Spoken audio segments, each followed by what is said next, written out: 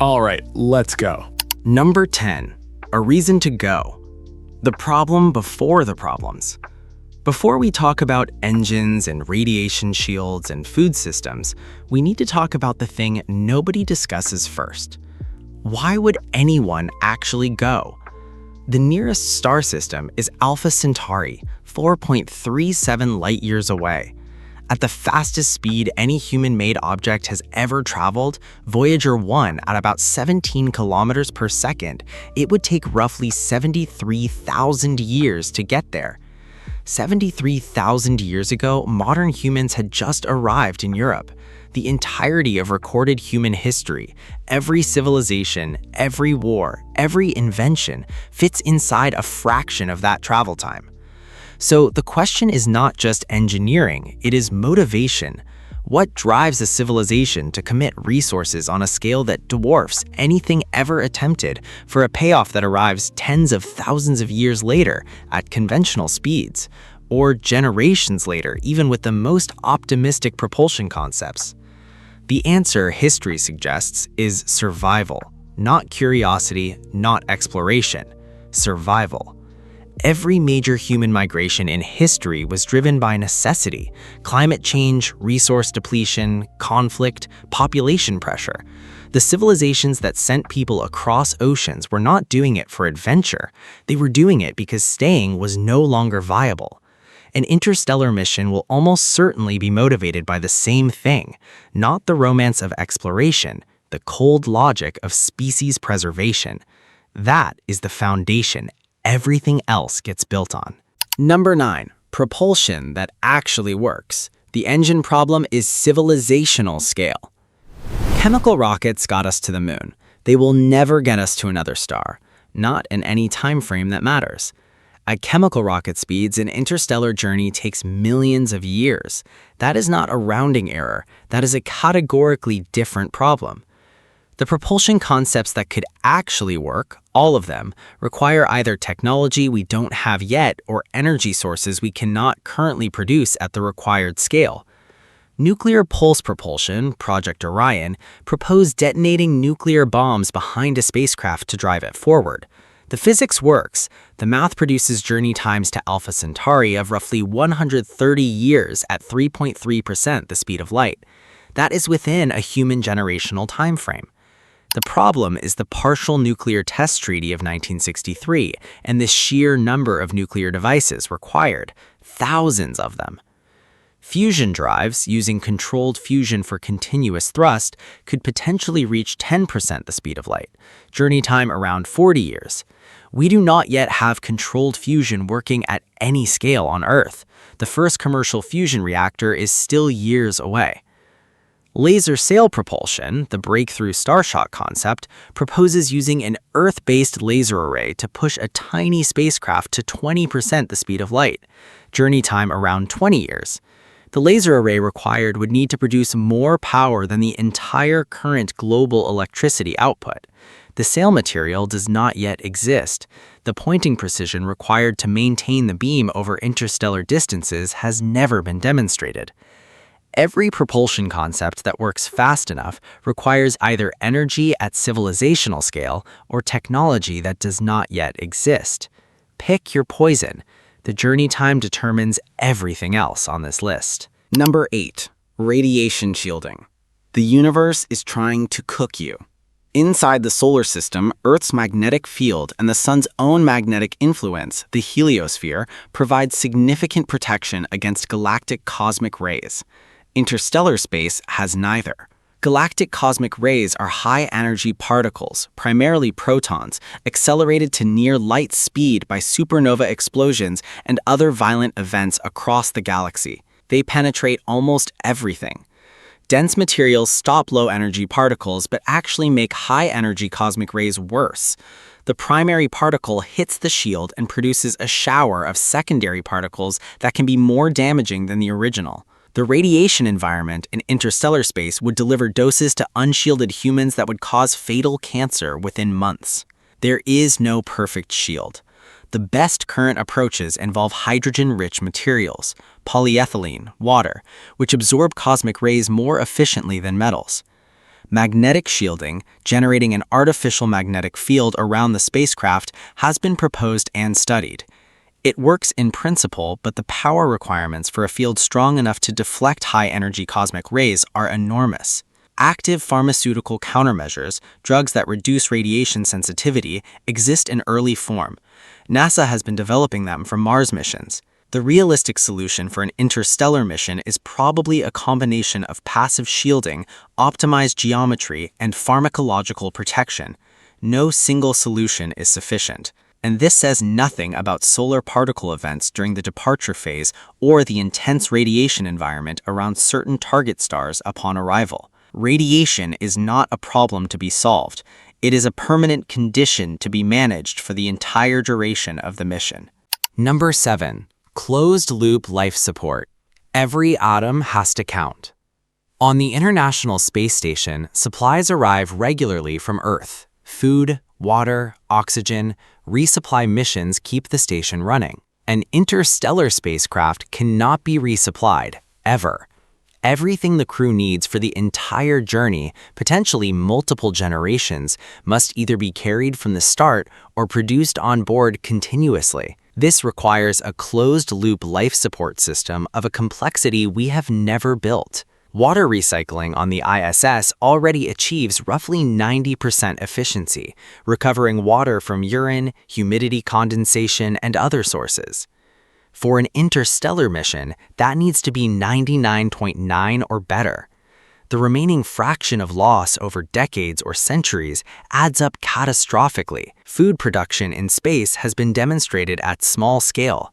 Lettuce grown on the ISS is the most famous example. A full caloric food system for a crew of dozens or hundreds operating continuously for decades requires agricultural systems of a complexity that has never been designed, let alone tested in space. Oxygen is produced on the ISS by electrolysis, splitting water molecules.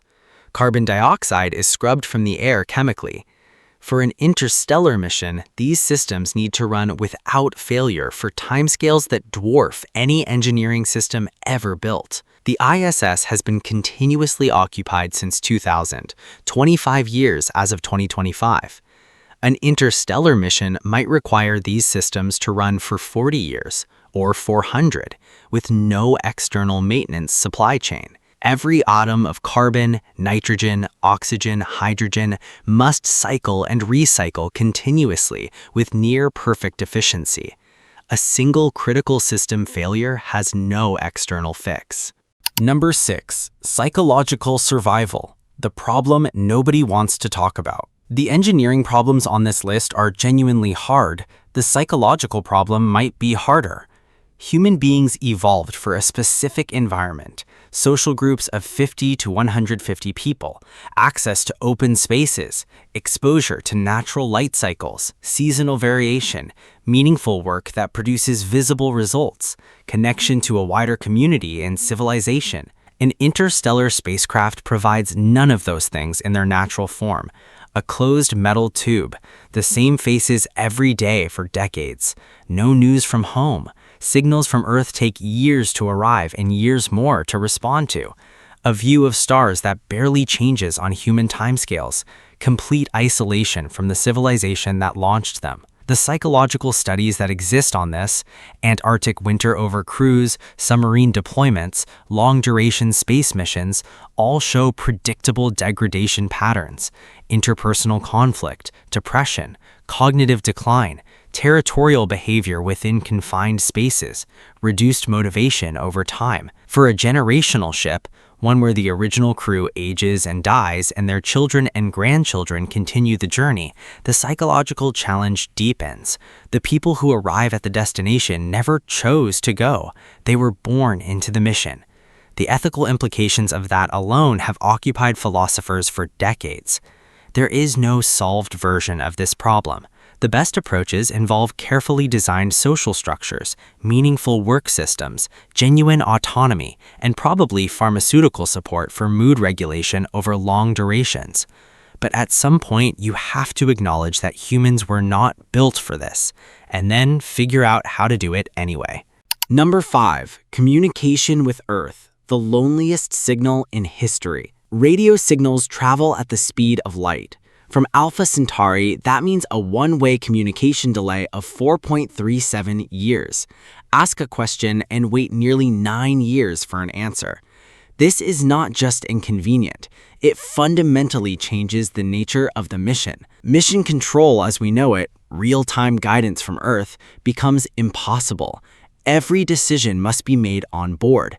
The crew cannot consult Earth on anything time-sensitive.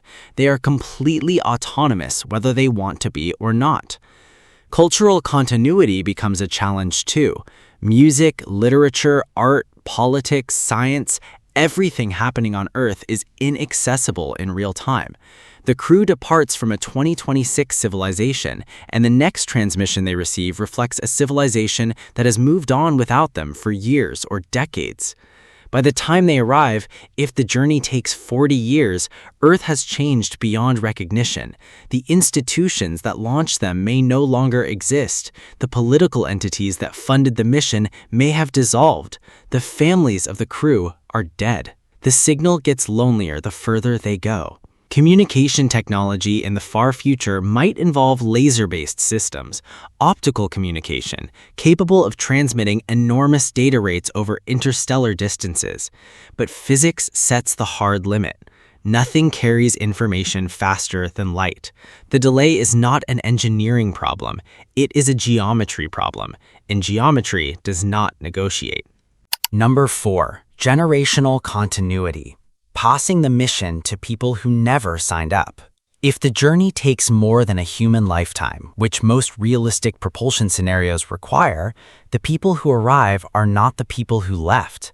They are the children or grandchildren of the original crew, people born in transit, people who have never seen Earth except in recordings, people for whom the destination is a theoretical concept and the spacecraft is the only world they have ever known. This raises questions that engineering cannot answer.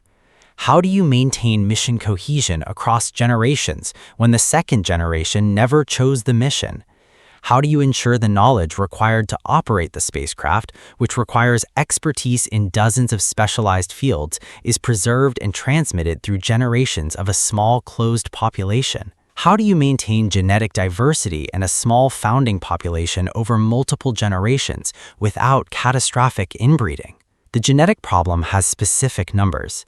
Genetic physicists have estimated that a minimum viable founding population for a multi-generational voyage requires somewhere between 98 and several thousand individuals, depending on the journey length and the genetic diversity preservation strategy employed. A crew of 500 with carefully selected genetic diversity and potentially frozen genetic material could theoretically maintain viability over multiple generations. Theoretically. The social structures required to make a multi-generational mission work, the governance systems, the educational frameworks, the cultural transmission mechanisms, are as complex and unprecedented as any of the engineering challenges. You are not just building a spacecraft, you are building a civilization that fits inside one.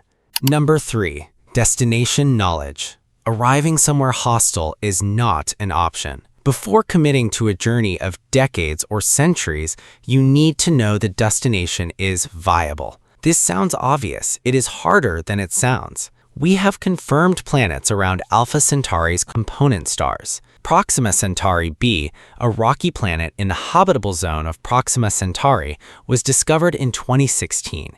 It receives similar energy from its star as Earth receives from the Sun. But Proxima Centauri is a red dwarf. Red dwarfs are violent. They produce intense flares, ultraviolet and X-ray radiation events that would strip the atmosphere from a planet over geological timescales unless the planet has an extraordinarily strong magnetic field. Proxima Centauri b likely experiences radiation events thousands of times more intense than anything Earth receives from the Sun. Whether Proxima Centauri b has an atmosphere, whether it has liquid water, whether its magnetic field is sufficient to protect a surface, whether tidal locking, where one face of the planet permanently faces the star, has created a climate compatible with life, all of these are unknown. We are planning a journey to a destination we cannot see clearly from here. By the time a mission departs, we need telescope technology capable of directly imaging the target planet with sufficient resolution to characterize its atmosphere, surface conditions, and habitability. The James Webb Space Telescope is a step in that direction. What we need for interstellar mission planning is several generations beyond it. Arriving after 40 years to find a sterile, irradiated rock is not a setback, it is the end of everything. Number 2. Artificial gravity or a solution to its absence. The body was not designed for this. 6 months on the International Space Station produces measurable bone density loss, muscle atrophy, fluid shifts toward the head, vision problems from increased intracranial pressure, and cardiovascular deconditioning. 6 months in low Earth orbit with regular exercise and countermeasures. An interstellar journey of 40 years in microgravity would be biologically catastrophic. The human body would be unrecognizable by arrival. Bones would be structurally compromised.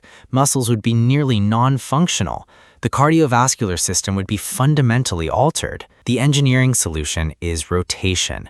A spinning spacecraft or spinning habitat module creates centrifugal force that mimics gravity on the inner surface.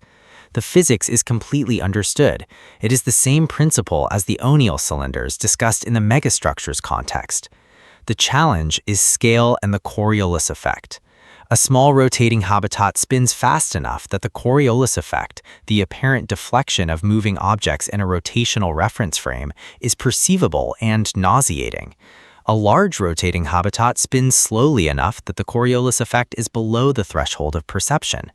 But a large rotating habitat is an enormous engineering and mass challenge for a spacecraft that needs to travel between stars. The alternative, pharmacological and genetic solutions to microgravity adaptation, is being researched. Drugs that prevent bone loss, genetic modifications that reduce muscle atrophy rates. These are early stage but real. The body problem does not have a solved answer yet. It has a direction. Number 1. The will to finish. The thing that cannot be engineered. Here is the one nobody puts in the engineering specifications. Every system on this list can, in principle, be built given sufficient time, resources, and scientific progress.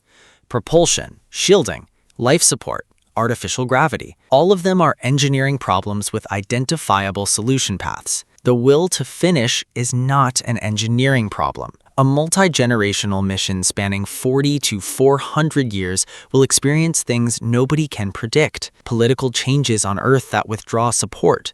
Internal conflicts that fracture the crew. Discoveries en route that suggest the mission premise was wrong. Technological advances back home that make the mission obsolete before it arrives. Earth might develop faster propulsion and send a second mission that overtakes the first. The history of long-duration human projects is not encouraging. The longest continuously maintained human institutions, certain religious organizations, certain universities, have survived for a few centuries with enormous effort and constant renewal of purpose.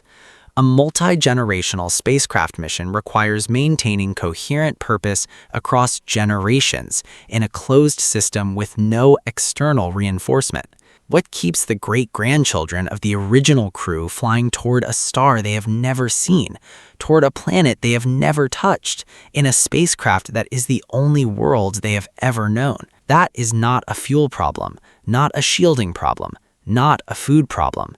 It is the deepest human problem, the one we've been working on since the first human looked at the horizon and decided to walk toward it. We haven't solved it yet, but we keep walking. 10 things we would need to survive a journey to another star. A reason to go. Propulsion at civilizational scale. Radiation we can never fully stop. Life support that never fails. Psychological survival across decades. Communication across light years. Generations who never chose to come. A destination we can barely see. Gravity the body demands. And the will to finish what someone else started. The stars are not waiting for us to be ready. We will go when we cannot afford not to. Subscribe to Cosmic Hives. See you in the next one.